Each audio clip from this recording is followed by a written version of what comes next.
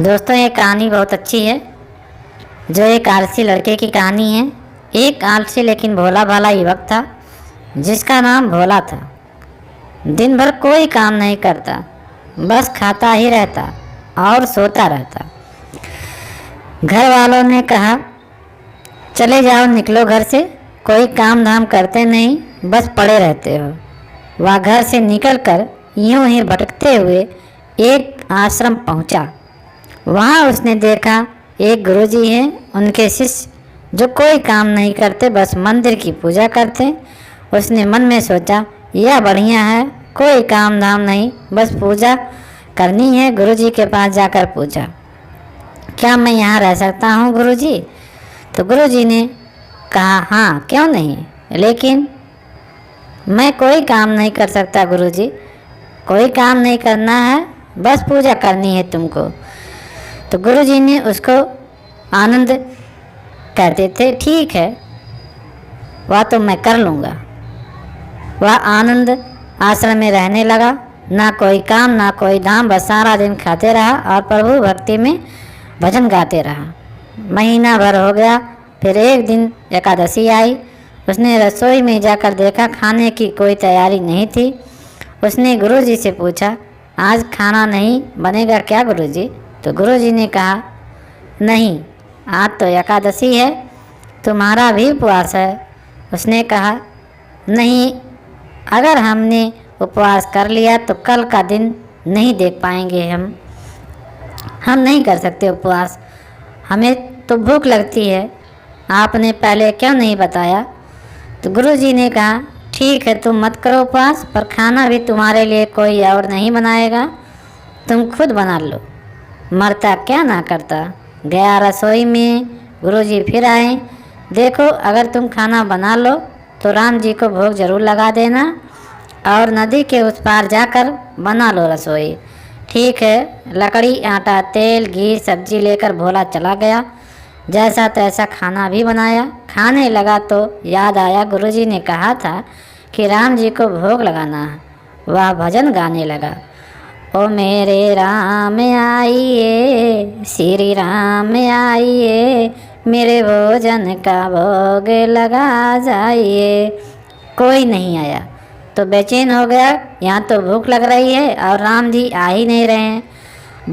भोला मानस जानता नहीं था, प्रभु साक्षात तो आएंगे नहीं, पर गुरुजी की बात मानना जरूरी है। फिर उसने कहा, देखो राम जी, मैं समझ गया कि आप क्यों नहीं आ रहे हैं। मैंने रूखा सूखा बनाया है और आपको मालपुआ खाने की आदत है, इसीलिए नहीं आ रहे हैं। तो सुनो प्रभु, आज वहाँ भी कुछ नहीं बना है, सबकी एकादशी है, खाना हो तो या भोग ही खाना होगा। श्री राम अपने भक्त की सरलता पर बड़े मुस्कुराए और माता सीता के साथ प्रकट हो गए। भक्त असमंजस में, गुरुजी ने कहा था कि राम जी आएंगे, यहाँ तो दो लोग आ गए और साथ में किसी को लेकर आए हैं, और मैंने तो भोजन बस दो लोगों को बनाया है। चलो कोई बात नहीं, आज इन्हें ही खिला देते हैं। बोला, प्रभु मैं भूखा रह गया, लेकिन अगली एकादशी पर ऐसा ना ही करना, पहले बता देना कितने जन आ रहे हैं, और हाँ थोड़ा जल्दी आना प्रभु जी। राम जी अपनी उसकी बात पर बड़े मुस्कुराए, प्रसाद ग्रहण कर चले गए। अगली एकादशी तक वह भोला सब भूल गया। उससे लगा प्रभु ऐसे ही आते होंगे और प्रसाद ग्रहण करते होंगे। फिर एकादशी आई, गुरुजी से कहा, मैं चला अपना खाना बनाने गुरुजी, थोड़ा ज़्यादा अनाज लगेगा, वहाँ दो लोग आते हैं। गुरुजी मुस्कुराए, भूख के मारे बावला है, ठीक है ले जा। अब की बार उसने 3 लोगों को खाना बनाया। फिर गुहार लगाई, प्रभु राम आइए, सीता राम आइए, मेरे भोजन का भोग लगा जाइए। प्रभु की महिमा भी निराली है, भक्त के साथ कौतुक करने में बड़ा मजा आता है। इस बार वो अपने भाई लक्ष्मण, भरत, शत्रुघ्न को लेकर आए।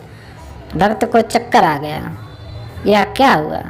एक का भोजन बनाया, 2 आए, आज 2 का भोजन बनाया तो पूरा खानदान आ गया। लगता है आज भी भूखा ही रहना पड़ेगा। सबको भोजन लगाया और बैठे बैठे देखता रहा। अनजाने ही उसकी भी एकादशी हो गई। फिर अगली एकादशी आने से पहले गुरुजी से कहा, गुरुजी ये आपके प्रभु राम जी अकेले क्यों नहीं आते? हर बार कितने सारे लोग को लेकर आते हैं, इस बार अनाज ज़्यादा देना। गुरुजी को लगा कहीं यह अनाज बेचता तो नहीं, देखना पड़ेगा जाकर, भंडारा में जाकर कहें इसे ज़्यादा अनाज चाहिए दे दो, और छुप कर उसे देखने चल पड़े। इस बार भोला ने सोचा, खाना पहले नहीं बनाऊंगा, पता नहीं कितने लोग आ जाएंगे, पहले बुला लेता हूँ फिर बनाता हूँ। फिर टेर लगाई, प्रभु राम आइए, सीता राम आइए, मेरे भोजन का भोग लगा जाइए।